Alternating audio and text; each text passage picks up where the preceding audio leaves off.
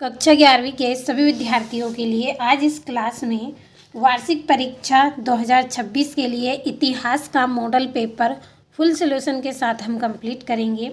1 से लेकर 20 तक के जो प्रश्न हैं फुल सॉल्यूशन के साथ मैं आपको इस वीडियो में बताऊंगी।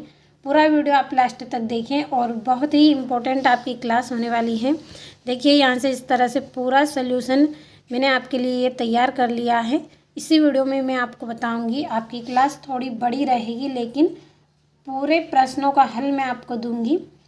तो अच्छे अंक यदि आप एग्ज़ाम में लाना चाहते हैं तो पूरा वीडियो लास्ट तक देखें और एक एक प्रश्न आप कंप्लीट करें और भरोसा रखें एक भी क्वेश्चन आपका रॉन्ग नहीं जाएगा, इसी में से आपका पेपर रहेगा।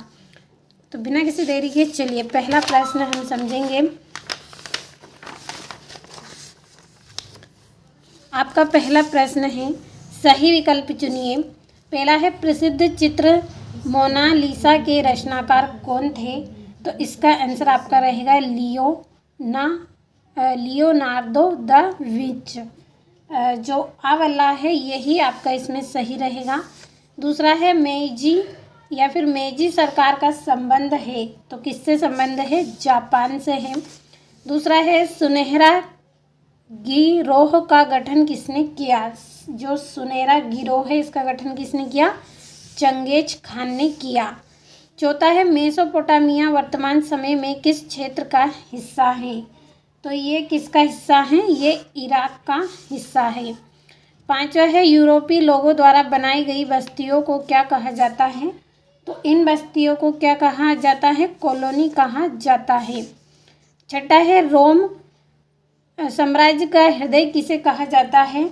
तो भूमध्य सागर को इसका हृदय कहा जाता है। अब इंग्लिश मीडियम वाले बच्चों के लिए हम कंप्लीट करेंगे। तो पहले का आपका ए, दूसरे का भी ए रहेगा, तीसरे का भी ए रहेगा, चौथे का आपका इसमें सी वाला सही रहेगा और जो पांचवा है इसका बी वाला सही रहेगा और छठे का आपका ये डी वाला सही रहेगा। तो कंप्लीट अच्छे से आपको कर लेना है।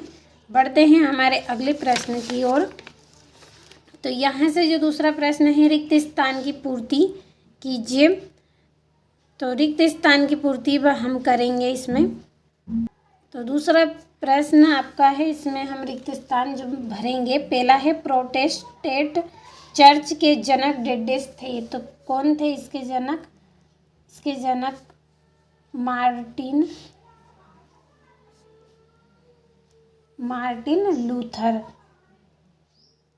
लूथर थे। दूसरा है, टोक्यो का अर्थ डेडेस है, तो टोक्यो का क्या अर्थ है? पूर्वी राजधानी।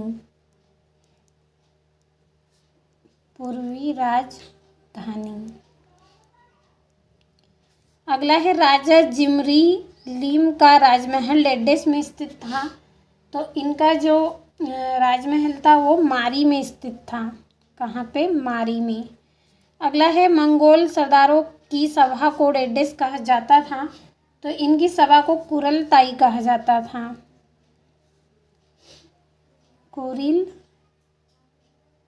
कुरिलताई। अगला है, नन डेडेस धर्म से संबंधित है, तो ये ईसाई धर्म से संबंधित है। अगला है, रोमन साम्राज्य में प्रचलित चांदी के सिक्कों को डेडेस कहा जाता है, तो क्या कहा जाता है? डिनारियस कहा जाता है। डिनारियस। ये हो गए हैं आपके रिक्त स्थान और इंग्लिश मीडियम वाले बच्चों के लिए मैंने पहले ही कंप्लीट कर दिया है। ये यहाँ से आपको अच्छे से कंप्लीट कर लेना है। अगला आपका जो प्रश्न है उसमें हम सत्य असत्य को कंप्लीट करेंगे। तो आपका पहला यहाँ पे प्रश्न रहेगा, सबसे पहले विश्वविद्यालय इटली के शहरों में स्थापित हुए, तो ये आपका एकदम सत्य रहेगा। दूसरा है, पश्चिम चर्च के मुखिया को गोप कहते हैं, तो ये भी आपका इसमें सत्य रहेगा। अगला है, रोमन साम्राज्य में संयुक्त परिवार का प्रचलन था, तो ये आपका क्या रहेगा? असत्य रहेगा।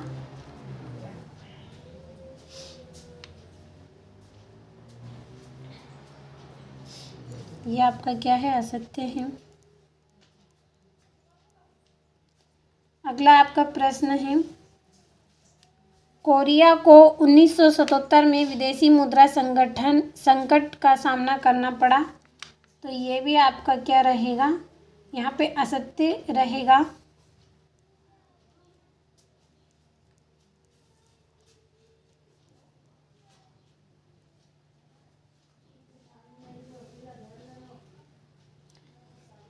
तो यहाँ पे आपका जो सन है वो क्या रहेगा, 1990 यदि आए तो आपको इसमें सत्य कर देना है। 1977 में नहीं बल्कि 1990 के दशक में उनको इसका सामना करना पड़ा था। अगला है, वास्को डी गामा ने यूरोप की खोज की थी। तो ये आपका क्या रहेगा, इसमें गलत रहेगा। ये यहाँ पे असत्य इस कारण से है कि देखिए, इन्होंने यूरोप की खोज नहीं की। इन्होंने क्या किया था, ये एक पुर्तगाली थे जो समुद्र के रास्ते से भारत पहुंचने वाले जो यूरोपी थे उनके रूप में ये प्रसिद्ध थे। और इन्होंने क्या किया था, यूरोप से एशिया तक एक सीधी समुद्र का मार्ग खोला था। तो समझ में आया होगा आपको। अगला है, बाटू चंगेज खान का पुत्र था। तो ये आपका यहाँ पे असत्य रहेगा क्योंकि चंगेज खान का ये पोता था। तो ये भी आपका क्या है, असत्य रहेगा। तो यहाँ पे हम लिख लेंगे कि वो चंगेज खान के कौन थे, पोता थे। अब यहाँ से इंग्लिश मीडियम वाले बच्चों के लिए हम टिक करेंगे। तो पहला आपका यहाँ पे ट्रू रहेगा, दूसरा भी, तीसरा आपका यहाँ पे सत्य रहेगा यानी फॉल्स रहेगा। इसी तरह से आपका यहाँ पे चौथा भी रहेगा, पांचवा भी रहेगा और छठा भी आपका यहाँ पे असत्य रहेगा। बढ़ते हैं अगले प्रश्न की ओर। चौथा आपका जो प्रश्न है उसमें सही जोड़ी लिखिए। तो पहली है आपकी पीली नदी। तो पीली जोड़ी की नदी ये हवांग हो, ये वाली आपकी पहली जोड़ी रहेगी। दूसरी है रेड इंडियन, तो इसकी जोड़ी रहेगी गेहूं वर्ण के लोग। दूसरी जोड़ी हो गई आपकी। तीसरी है सॉलिड्स, तो इसकी जोड़ी रहेगी सोने का सिक्का। चौथी जोड़ी है यायावर, तो यायावर की जोड़ी रहेगी घुमक्कड़। पांचवी जोड़ी रहेगी आपकी टीथ, तो टीथ की जोड़ी आपकी रहेगी कर, ये वाली पांचवी। छठी जोड़ी है गिलगेमिस, तो इसकी जोड़ी रहेगी महाकाव्य। और सातवीं जोड़ी है भूमध्य सागर, तो इसकी जोड़ी आपकी रहेगी यूरोप। तो ये हो गई आपकी जोड़ियाँ। अब यहाँ से हम इंग्लिश मीडियम वाले बच्चों के लिए नंबर डाल लेंगे। तो ये वाली आपकी यहाँ पे पहली जोड़ी है और ये वाली आपकी ये दूसरी। नंबर डाल रही हूँ मैं, आप अच्छे से पढ़ लीजिएगा इनको। तीसरी और ये वाली चौथी, ये वाली आपकी पांचवी रहेगी और ये वाली आपकी छठी जोड़ी रहेगी और ये वाली आपकी सातवीं जोड़ी रहेगी। तो ये हो गई आपकी जोड़ियाँ। बढ़ते हैं अगले प्रश्न की ओर। अगले प्रश्न में हम एक वाक्य में उत्तर पढ़ेंगे। तो पहला है, आयरलैंड किस देश का उपनिवेश था। तो इसका आंसर रहेगा इंग्लैंड। इंग्लैंड आपका यहाँ पे सही आंसर है। दूसरा है, चंगेज खान की मृत्यु कब हुई थी। तो इनकी मृत्यु 1227 ईस्वी में हुई। अगला है, माइकल एंजेलो कौन थे। तो माइकल एंजेलो एक महान मूर्तिकार और चित्रकार थे। तो हम यहाँ पे लिखेंगे एक महान मूर्तिकार और क्या है, चित्रकार और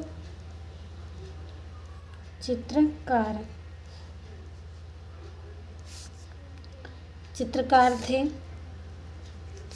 अगला है, आधुनिक चीन के संस्थापक कौन थे। तो आधुनिक चीन के संस्थापक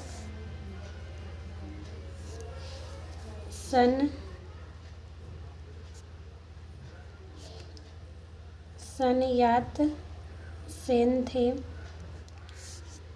अगला है आपका, पेपायरस क्या है। तो पेपायरस ये क्या है, पेपायरस लेखन के लिए प्रयुक्त होने वाला एक प्राचीन कागज है। तो हम यहाँ पे लिखेंगे लेखन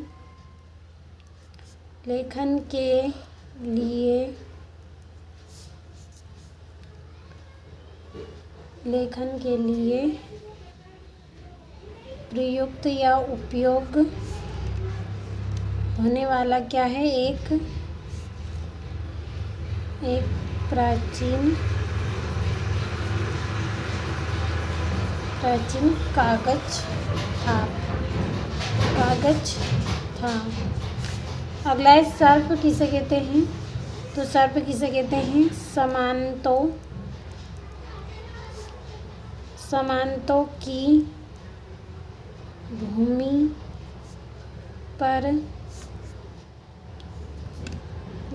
पर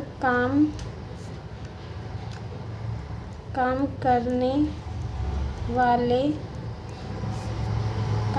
वाले जो कृषक होते हैं, यानी कि जो किसान होते हैं, कृषकों को सर्प कहते हैं। जो भूमि पर काम करते हैं, खेतों में काम करते हैं, उनको हम किसान भी आप यहाँ पे लिख सकते हैं कृषकों की जगह पे। अगला है मेसोपोटामिया के लोगों का प्रमुख व्यवसाय क्या था। तो इनका प्रमुख जो व्यवसाय था वो क्या था, कृषि था, यानी कि खेती का काम करना था। तो ये हो गए हैं इंग्लिश मीडियम वाले बच्चों के लिए भी मैंने यहाँ पे कंप्लीट कर दिया है। स्क्रीनशॉट के माध्यम से अच्छे से आपको कंप्लीट इनको कर लेना है। ये यहाँ से चलिए थोड़ा सा मैं इसको बड़ा कर देती हूँ ताकि आप अच्छे से कंप्लीट कर सकें। तो ये यहाँ से इंग्लिश मीडियम वाले बच्चे आप भी अच्छे से इनको कंप्लीट करें। बढ़ते हैं अगले प्रश्न की ओर। ये आपका यहाँ से छठा प्रश्न है, भिक्षु किसे कहते हैं, मानववाद क्या है और गोल्ड रश आपका क्या अभिप्राय है। तो इन प्रश्नों का आप स्क्रीनशॉट लेते चलें, क्योंकि पीडीएफ में मैं आपको आंसर और प्रश्न दोनों अच्छे से समझाऊंगी, तो इसलिए जल्दी से आप स्क्रीनशॉट लें। बढ़ते हैं अगले प्रश्न की ओर। ये यहाँ से आपका 12वां 13वां प्रश्न है, 14वां 15वां 16वां और ये यहाँ से। और देखिए यदि आप ऐप का सब्सक्रिप्शन लेना चाहते हैं तो इस वीडियो के डिस्क्रिप्शन में आपको लिंक मिलेगी।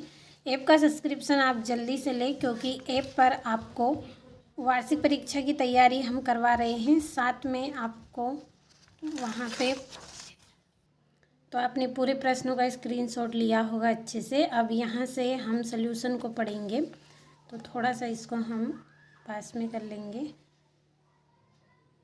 ताकि अच्छे से आपको दिख सके। तो यहाँ से आपका छठा प्रश्न रहेगा, भिक्षु किसे कहते हैं। तो परिभाषा हम पढ़ेंगे, जो व्यक्ति सांसारिक जीवन का त्याग कर धार्मिक नियमों के अनुसार जीवन व्यतीत करता है उसे भिक्षु कहते हैं। किसे कहते हैं, भिक्षु।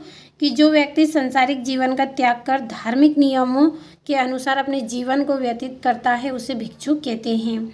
तो यहाँ पे इंग्लिश मीडियम वाले बच्चों के लिए है हु आर मॉन्क्स। तो इस तरह से यहाँ पे हिंदी मीडियम और इंग्लिश मीडियम दोनों के लिए है, कंप्लीट अच्छे से कर लेना है। और द कैटरबरी टेल्स के लेखक कौन थे। तो द कैटरबरी टेल्स के लेखक जियोफ्री चौसर थे। कौन थे, जियोफ्री चौसर थे। अब यहाँ से 7वां है, मानववाद क्या है। तो मानववाद की परिभाषा हम पढ़ेंगे कि मानववाद वह विचारधारा है जिसमें मनुष्य को केंद्र में रखकर उसके विकास, शिक्षा, तर्क और मूल्यों पर बल दिया जाता है। इसमें मानव की गरिमा और बुद्धि को सर्वोच्च माना जाता है। तो इसमें क्या होता है, मनुष्य को केंद्र में रखकर उसके विकास के बारे में, शिक्षा के बारे में, तर्क और उसके मूल्यों पर इसमें बल दिया जाता है। और इसमें मानव की गरिमा और बुद्धि को सर्वोच्च माना जाता है, उसे बोलते हैं मानववाद। अब अगला प्रश्न हम यहाँ पे पढ़ेंगे, कोपरनिकस कौन था। तो कोपरनिकस एक प्रसिद्ध पोलिश खगोलशास्त्री था जिसने यह सिद्ध किया कि पृथ्वी सूर्य के चारों ओर घूमती है, ना कि सूर्य पृथ्वी के चारों ओर। इन्होंने क्या किया था, ये एक प्रसिद्ध पोलिस खगोल शास्त्री थे जिसने यह सिद्ध किया कि पृथ्वी सूर्य के चारों ओर घूमती है। जो पृथ्वी है वो क्या है, सूर्य के चारों ओर घूमती है, ना कि सूर्य पृथ्वी के चारों ओर घूमता है। अगला आपका जो प्रश्न है, गोल्ड रश से आपका क्या अभिप्राय है। तो गोल्ड रश से तात्पर्य उस समय से है जब सोना मिलने की सूचना के कारण बड़ी संख्या में लोग किसी क्षेत्र की ओर तेजी से पलायन करने लगे। क्या है, गोल्ड रश उस समय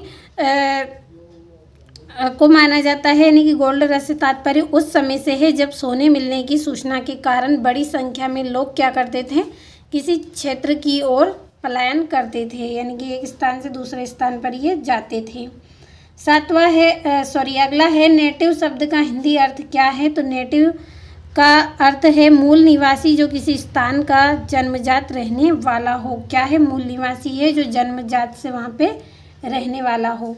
9वां है मेजी शासन के अधीन कोई 2 सैन्य परिवर्तन लिखिए। तो निम्नलिखित प्रमुख सैन्य परिवर्तन किए गए हैं। पहला, अनिवार्य सैन्य सेवा लागू की गई है जिससे सभी नागरिक सेना में भर्ती हो सके।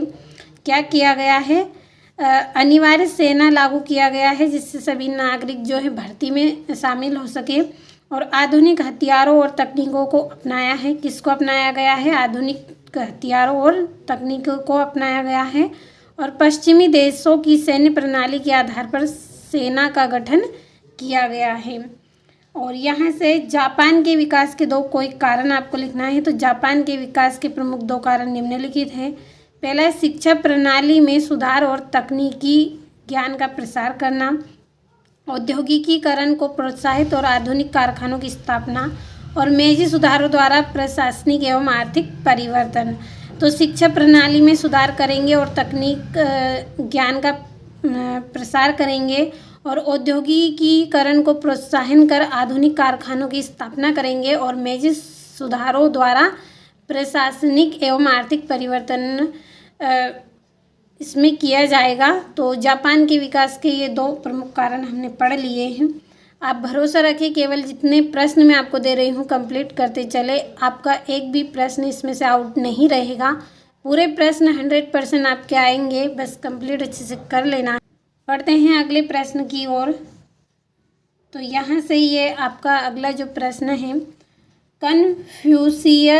कन्फ्यूशियस संवाद का विस्तार किस देश में हुआ।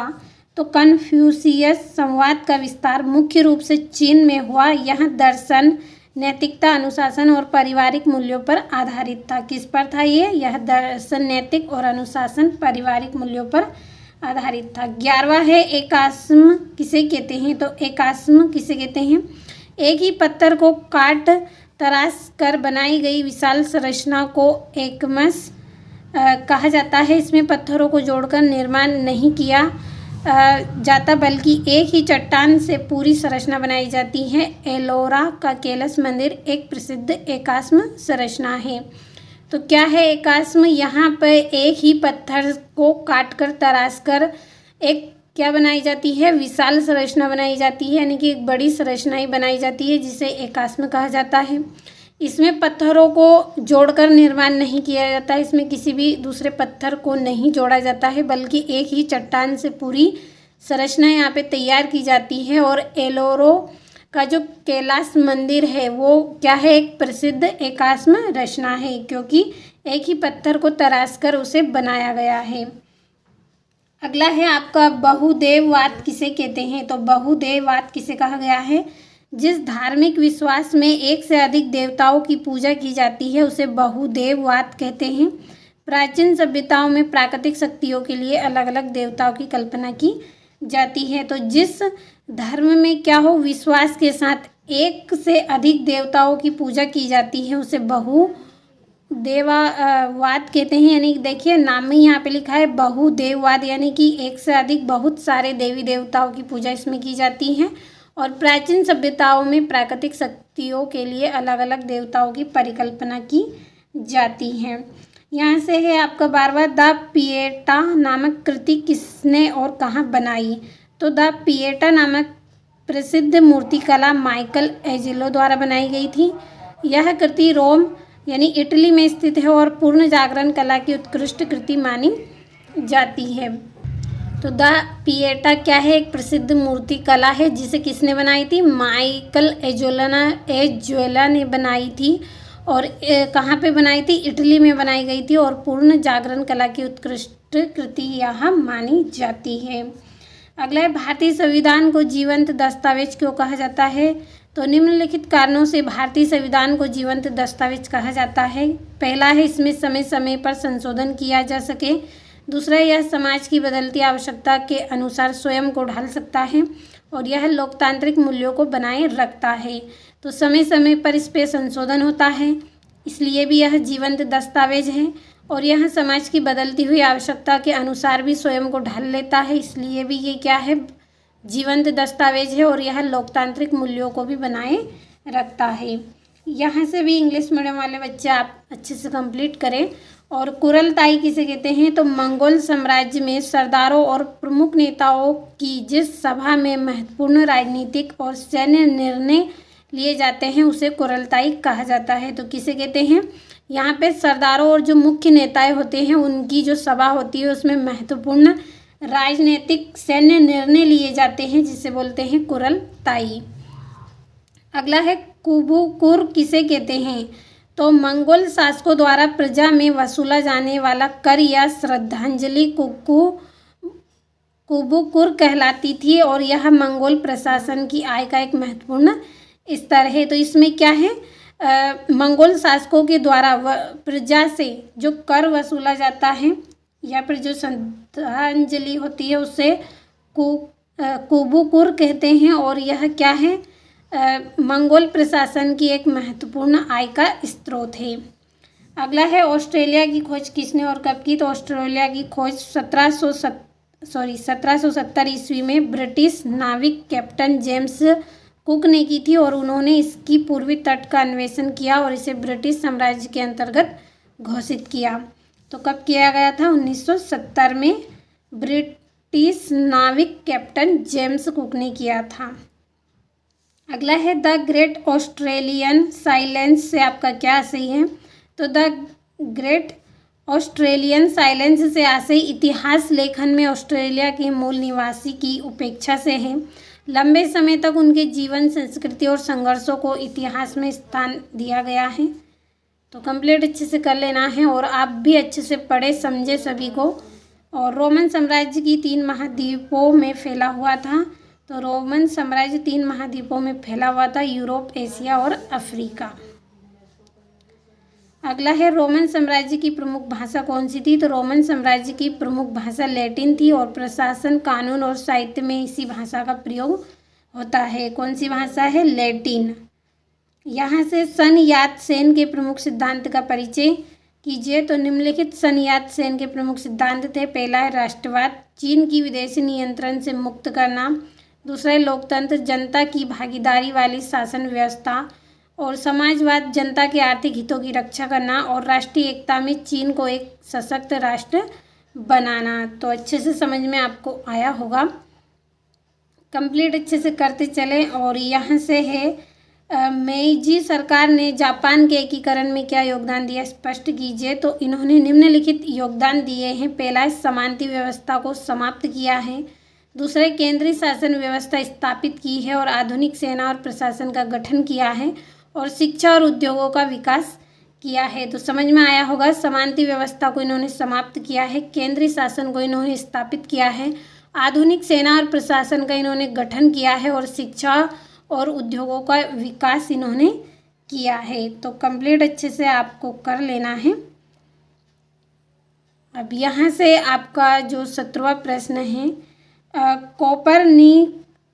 कोपरनिकासी क्रांति क्या है? तो कोपरनिकासी क्रांति वह वैज्ञानिक परिवर्तन था जिसमें निकोलस कोपरनिकस ने यह सिद्ध किया कि पृथ्वी सूर्य के चारों ओर घूमती है। इससे पुरानी भूकेंद्रित धारणा समाप्त हुई और आधुनिक खगोल विज्ञान की नींव पड़ी। तो क्या है? ये एक वैज्ञानिक परिवर्तन है जिसमें इन्होंने क्या साबित किया था कि जो पृथ्वी है वह सूर्य के चारों ओर घूमती है। ये इन्होंने इसमें क्या किया था?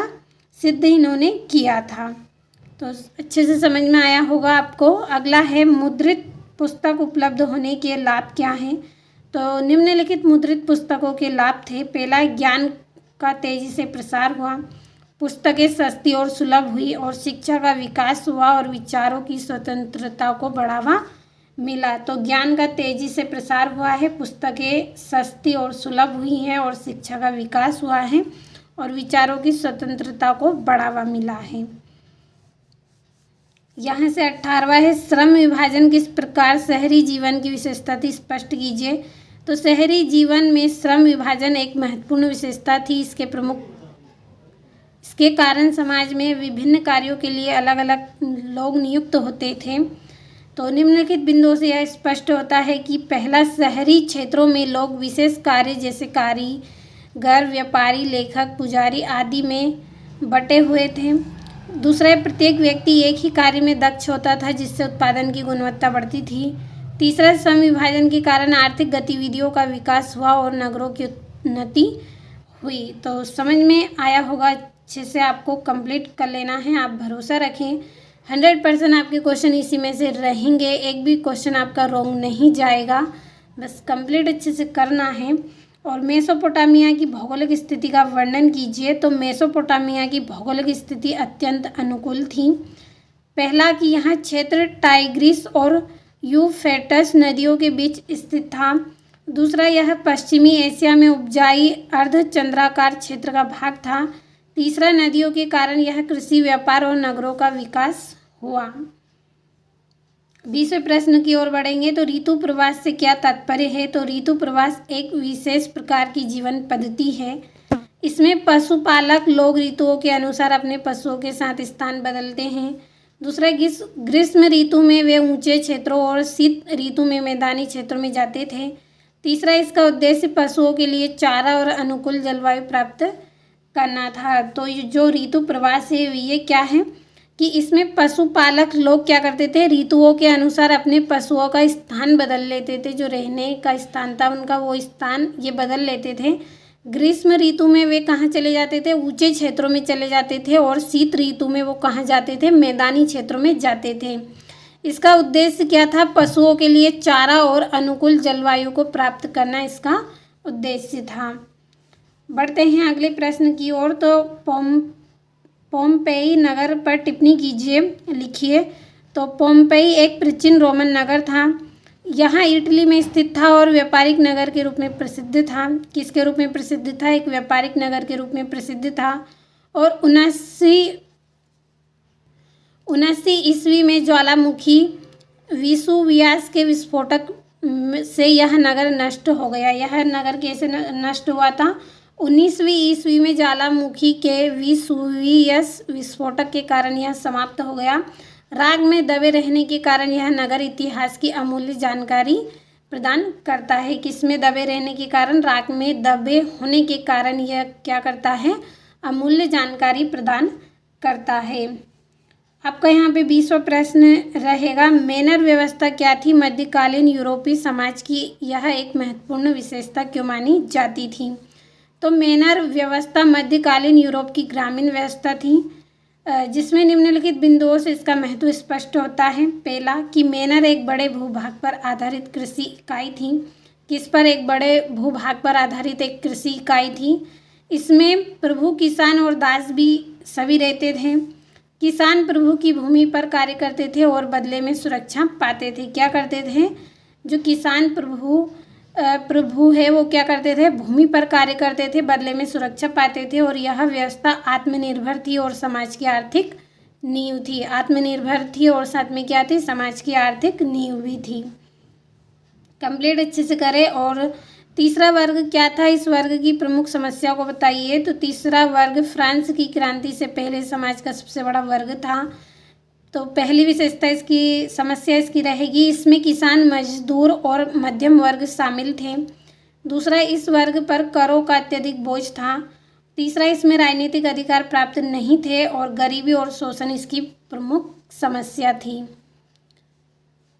और यहाँ से कंप्लीट अच्छे से करें। और आपका 21वां जो प्रश्न है, मेसोपोटामिया के लेखन कला का वर्णन कीजिए। तो मेसोपोटामिया की लेखन कला अत्यंत विकसित थी। पहला, यह कीला क्षर लिपि का विकास हुआ।